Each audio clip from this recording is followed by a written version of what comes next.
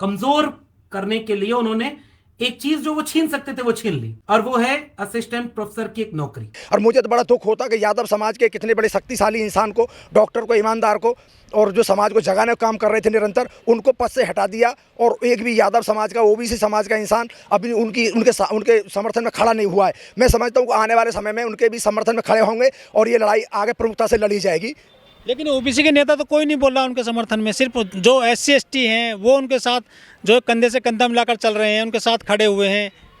तो कहीं ना कहीं इसमें एक विषय ये भी हो सकता है कि प्रोफेसर लक्ष्मण यादव अपने आप को भगवान बुद्ध के अनुयायी और बाबा साहब के एक तरह से बहुत ही वो कट्टर समर्थक माने जाते हैं। इससे जो हमारे जो ओबीसी के जो लोग हैं वो बाबा साहब और भगवान बुद्ध को नहीं मानते, वो अपने आप को जो रामकृष्ण का भक्त मानते हैं। इसलिए वो प्रोफेसर लक्ष्मण यादव के साथ खड़ा होने में उनको थोड़ी हिचक लग रही है कि प्रोफेसर लक्ष्मण यादव हटाए, यादव नहीं हटा, इसलिए उनके साथ अभी खड़ा होने में उनको हिचक आ रही है। मैं समझता हूँ कि आने वाले समय में धीरे धीरे उनको सद्बुद्धि आएगी और अपने समाज के कितने शक्तिशाली इंसान को बचाने के लिए उनको सामने आना पड़ेगा। देखिए, यादव हो या ओबीसी कौम हो, वो मनुवादियों के खिलाफ कभी नहीं बोलेंगे। उनको लगता है कि मनुवादियों के खिलाफ बोलना उनके फितरत में नहीं है।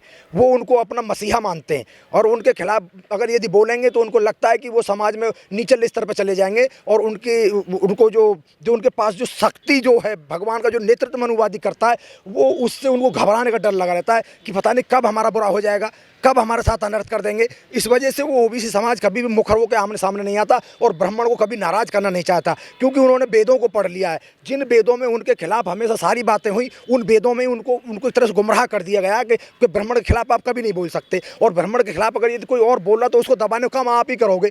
जब दबाने की जिम्मेदारी दे दी गई हो जिस आदमी को, तो उसके खिलाफ बोलेगा कैसे? वो कभी नहीं बोलेगा। वो मनुवादियों को हमेशा सच का आईना दिखाने की कोशिश कर रहे हैं और जिससे घबराकर उन्होंने आज उनको उनके पद से अपदस्थ कर दिया है।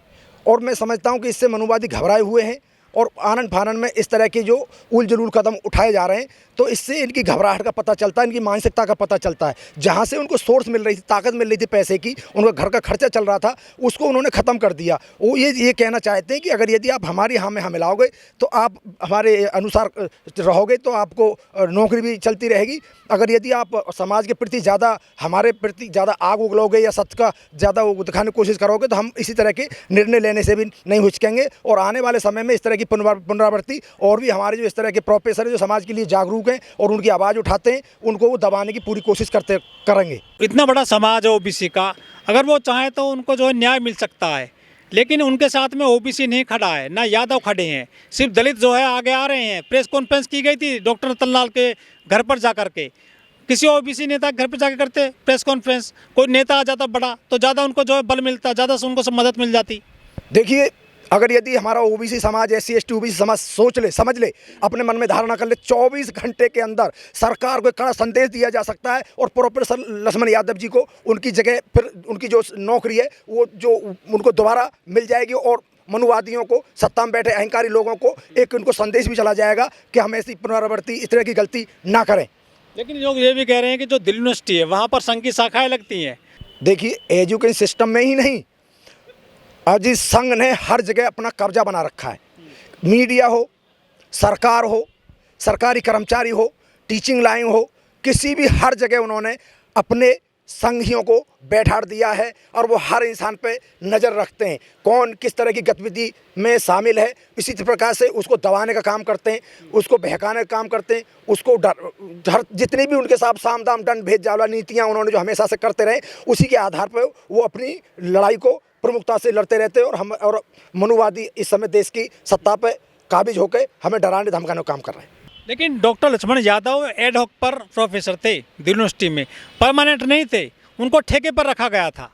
देखिए, मेन मकसद उनकी जो सोर्स था, उनको जो जहाँ से उनको आर्थिक शक्ति मिल रही थी उसको ख़त्म करना था। वो अपने आर्थिक शक्ति के दूसरे संसाधनों में विचार करेंगे और इस मनुवादियों के खिलाफ उन्होंने एक तीर से कई निशाने लगाने की कोशिश करी है। एक तो आने वाले समय में जो हमारे और भी समाज के जो सक्रिय प्रोफेसर्स हैं, टीचर्स हैं, जो भी उनको भी एक आईना दिखाने की कोशिश कर रहे हैं। और दूसरे प्रोफेसर लक्ष्मण यादव जी जो उनको हटा के ये दिखाने की कोशिश कर रहे हैं कि हमने आपका सोर्स जो आपकी जो आर्थिक चोट उनके ऊपर कर दी गई है। और इस तरह से उनको ये मनुवादियों की जो घबराहट है और इस समय जो घबराए हुए हैं मनुवादी, उससे हम कह सकते हैं कि इस समय मनुवादी घबराए हुए हैं और घिरे हुए हैं।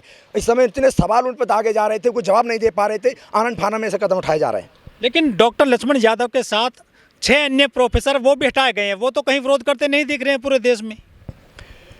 देखिए, प्रोफेसर लक्ष्मण यादव जी जो हटाए गए उनकी कोई ऐसी वजह नहीं बनती थी। वो अपने विषय में बहुत ही निपुण थे और बहुत ही अच्छे नंबर से अपने प्रोफेसर बनने के बाद वो शिक्षा दे रहे थे और उनको हटाना कोई वजह या वजह नहीं बनता था और इसलिए वो अपने विरोध कर रहे हैं। और जो नहीं कर रहे हैं तो उनको किस लिए नहीं कर रहे विरोध, ये तो सोचने का विषय। उन लोगों को भी अपनी आवाज़ उठानी चाहिए क्योंकि उनकी जगह पे कोई ना कोई प्रोफेसर ही आएगा और उनको हटाना कोई वो नहीं है। सरकार का काम होता नौकरी देना, नौकरी लेना नहीं होता।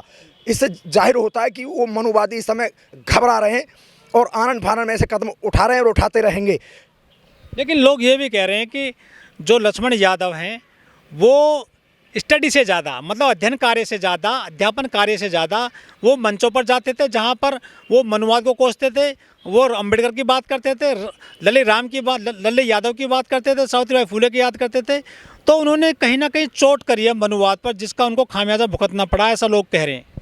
देखिए, जो लोगों की जो सोच है वो बिल्कुल सही है और एक सक्रिय इंसान जो समाज के लिए जागरूक है, जितनी पढ़ाई करी हो, प्रोफेसर कोई ऐसे नहीं बन जाते, डॉक्टर ऐसे नहीं बन जाते। उन्होंने जिसमें अध्ययन किया है और जितना भी उन्होंने इतिहास पढ़ा है उसको पढ़ने के आधार पर वो इतने जागरूक इंसान थे कि वो हर मंच पे अपने समाज को जगाने का कार्य कर रहे थे, जिससे मनुवादी घबराए हुए थे और उनको उनके जो शिक्षा, उनके अध्यापन से उनको अपदस्थ कर दिया गया है, जो उनके लिए बहुत ही एक गलत निर्णय है।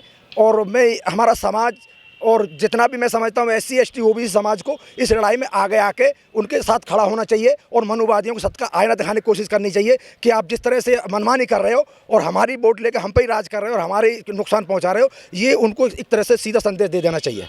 कभी भी वो डरे नहीं, मनुवादियों के सामने झुके नहीं। जिस भी मंच पर गए उन्होंने बाबा साहब को हमेशा प्रमुखता से रखा, लल्ले यादव जी को प्रमुखता से रखा, रामास्वामी पेरियार जी को प्रमुखता से रखा। जितने भी हमारे जो समाज के जो पहले जिन्होंने समाज के लिए बहुत ज़्यादा कार्य किए थे, हमेशा उनके विषय में हमारे समाज को जागरूक करते रहते थे और अपनी बात को मुखरता से रखते थे, जिससे मनुवादी घबराए हुए थे, उनसे नफरत करते थे। ये नफरत का ही कारण है कि उनको उनके प्रोफेसर पद से अपदस्थ कर दिया गया है। ये भी कहा जा रहा है कि सच बोलने की सज़ा मिली है लक्ष्मण यादव को। ये मनुवादी हमेशा याद रखिए, मनुवादी किसी को सत्य नहीं बोलने देंगे। अब तो खैर इतना जो आधुनिक भारत में जहाँ इतना ज़्यादा मीडिया है, हर तरह की हम हर तरह से अपनी आवाज़ को उठा भी सकते हैं, संविधान भी है, देश भी एक तरह से, तो इस समय में ये हाल बना रखा है। तो जिस ज़माने में ये सब चीज़ें नहीं थी, उस समय हर किसी को दबा देते थे, मार देते थे, अपने रास्ते से उनको भटका देते थे। लेकिन आज वो ऐसा नहीं कर पा रहे हैं, तो इस तरह के फिर भी मामले आए जा रहे हैं। डॉक्टर ऋतु को निशाना बनाया गया था, उनको निकाला गया पहले, और जो डॉक्टर रतन लाल हैं उन पे भी जो है अंकुश लगा दिया गया है, विदेश नहीं जाने दिया गया उनको रिसर्च के लिए, या कोई किताब लिखना चाहते हैं वो, उनकी यात्रा पर रोक लगा दी गई। तो ये SC ST और OBC के लोगों को निशाना क्यों बनाया जा रहा है, क्या लगता है? ऋतु जी को पद से हटाया, अब इन्होंने जो प्रोफेसर लक्ष्मण यादव जी को हटाया है, तो मैं समझता हूँ कि उन दोनों मामलों में हमारा समाज बहुत सक्रिय था। उसने लड़ाई बड़ी प्रमुखता से लड़ी और मनुवादियों को पीछे हटने पर मजबूर कर दिया। और हम एक बहुत ही सक्रिय और जागरूक कौम है और जहाँ भी हम अन्याय देखते हैं उसके साथ हमेशा खड़े होते हैं। लेकिन जो हटाए गए हैं ये डॉक्टर लक्ष्मण यादव, कोई कारण नहीं बताया उसमें क्यों हटाया गया है? देखिए, कारण बताएंगे तो मनुवादी घिर जाएंगे। वो बहुत ही सातिर दिमाग लोग हैं। सातिर दिमाग लोग कभी कारण नहीं बताते। कारण सबको पता है कि प्रोफेसर लक्ष्मण यादव कहाँ थे, किस तरह की लड़ाई लड़ रहे थे। इसलिए अगर वो लड़ाई सामने अगर कारण बता देंगे तो कारण बताने से मनुवादी घिर जाएंगे, सरकार में बैठे लोग घिर जाएंगे, उनको जवाब देने में उनको भारी पड़ जाएंगे। इसलिए जवाब के किसी भी उसमें चक्कर पड़ना नहीं चाहते। उन्होंने अपना काम कर दिया और हमारे एक समाज के बहुत ही सक्रिय योद्धा को एक तरह से डराने का काम किया गया है। हम उस योद्धा के साथ खड़े हैं। जब वो चाहेंगे, जहाँ चाहेंगे, हम उनके साथ खड़े हुए नजर आएंगे। उनकी लड़ाई को मजबूती से लड़ा जाएगा। और मैं अपने OBC समाज को भी संदेश देना चाहता हूँ कि वो आए और अपने समाज के योद्धा को बचाने का काम करे। लेकिन जो ऋतु कर रही हैं आंदोलन, प्रोफेसर ऋतु, अभी तक उनको न्याय नहीं मिला, 100 दिन से ज़्यादा हो गए हैं उनको भी। देखिए, हमें अपनी लड़ाई लड़ती रहनी चाहिए। हम इस तरह से घमंडी और अहंकारी लोगों के सामने हमारी लड़ाई है किसान आंदोलन ने उनको दिखाया था किस तरह से वो मुचे थे, मुकरे थे, पूरे देश से माफ़ी मांगी थी, किसानों से माफ़ी मांगी थी। आज उनके साथ प्रोफेसर लक्ष्मण यादव जी के साथ प्रोफेसर रितु जी के साथ में सारा देश खड़ा हुआ है। ऐसी कोई बात नहीं, आने वाले समय में जन आंदोलन बनेगा, पूरे देश में एक तरह से आग की तरह फैल जाएगी खबर, और फैलाई जा रही है आप जैसे पत्रकारों के द्वारा, मीडिया के द्वारा फैलाई जा रही है, और ये बहुत जल्दी एक लड़ाई बनेगी और पूरा देश इसको मिलकर लड़ेगा और मनुवादियों को सबक सिखाने का काम करेगा। क्या एजुकेशन सिस्टम में जो है परमानेंट नौकरी नहीं बची है, जबकि शिक्षा तो देनी है जीवन पर्यंत, वहाँ पर ठेकेदारी क्यों चल रही है, क्या लग रहा है? ये ठेकेदारी व्यवस्था नहीं है, ये मनुवादियों की एक अहंकारी व्यवस्था है। वो ये देश की सत्ता पर काबिज होने के बाद ये दिखाने की कोशिश कर रहे हैं कि जैसा हम चाहेंगे, जब हम चाहेंगे, जहां हम चाहेंगे वो करेंगे, और आप हमारे गुलाम थे, हैं और रहोगे। वो हमें इस तरह का संदेश देते चले आ रहे हैं। अन्य तो अगर यदि जिस समय उन्होंने ठेकेदारी व्यवस्था लागू की थी, किसी भी सरकारी डिपार्टमेंट में ठेकेदारी व्यवस्था का कोई मान्य नहीं रखते। अगर यदि हैं ही तो नीचे से ऊपर तक सारे पदों को आप ठेकेदारी व्यवस्था में दीजिए। आप सरकारी कर्मचारी कैसे बने बैठे हो, दूसरों को आप कैसे कॉन्ट्रैक्ट पर नौकरी देते हो। तो ये सब चीज़ों को आवाज़ उठाई जानी चाहिए, और हमारा समाज लड़ाई लड़ने से थोड़ा पीछे हटा रहता है, और इसलिए वो अपनी मनमानी करते चले जा रहे हैं।